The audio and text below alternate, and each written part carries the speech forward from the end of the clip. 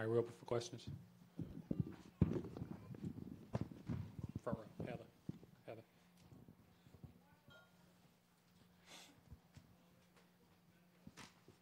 Jason Lloyd, The Athletic. LeBron, the MVP voting came out a couple minutes before the tip tonight, and wondering if you saw those results, that you were not in the top three, and if that fed into the game at all, and whether or not you even saw your reaction to not being in the top three. No, I didn't see it.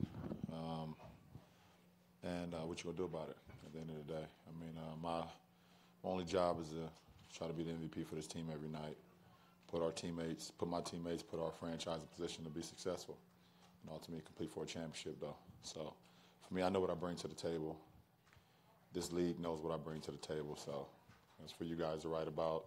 It's not for me to be concerned about it. Joe.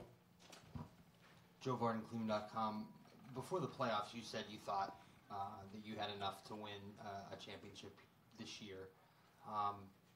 What are you seeing from your team now? 10 straight, and obviously tonight's game was what it was.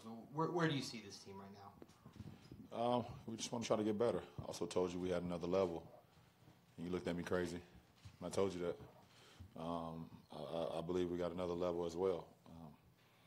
As well as we played tonight, there were still some things we could have did better. We had a few bad turnovers offensively that we could do better. We had a couple miscues defensively where we gave us some open looks. So we can just continue to we can get better, and that's a positive for our ball club. And it's no complacency with us right now. I mean, it shouldn't be.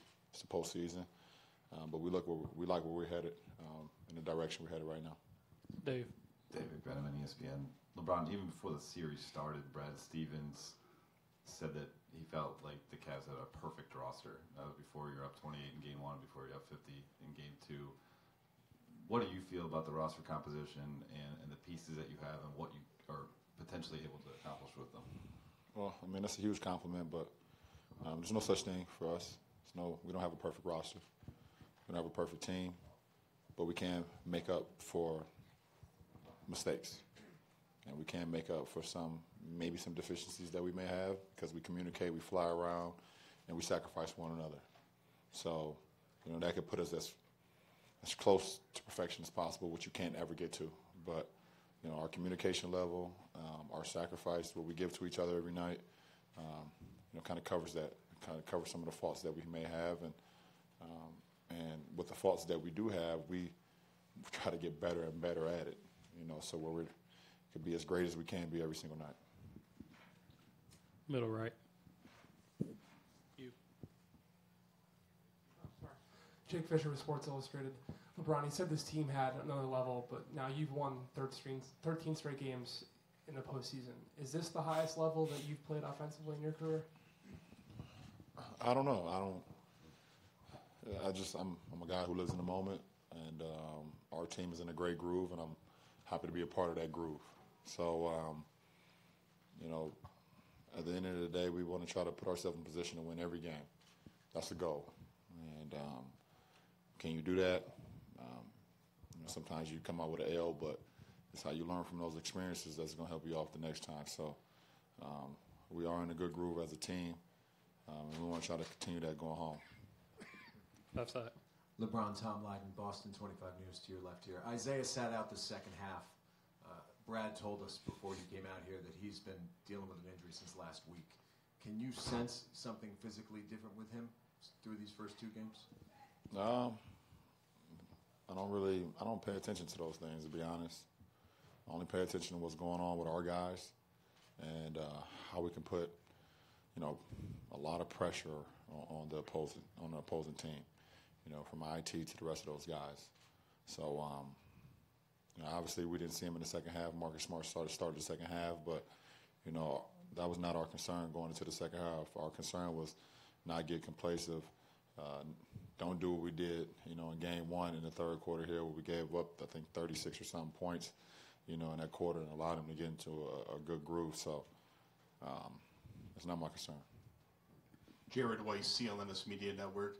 Do you feel like with your physical perimeter defense, you guys have kind of pushed them out of their comfortable game plan and kind of put their backs against the wall at this point? Well, they're going to make another adjustment. and we have to be ready for that going into Game 3. We're going to watch film tomorrow and see ways we can be better. We do have some great perimeter defenders that takes the challenge, but we also have great third-line defense as well, with our front line who communicates, pick-and-roll coverages or pin-down coverages or whatever coverages that's going on that allow the guards to get up into the ball or, do what they need to do to be successful versus their guards. Bob Schron, the Citizen.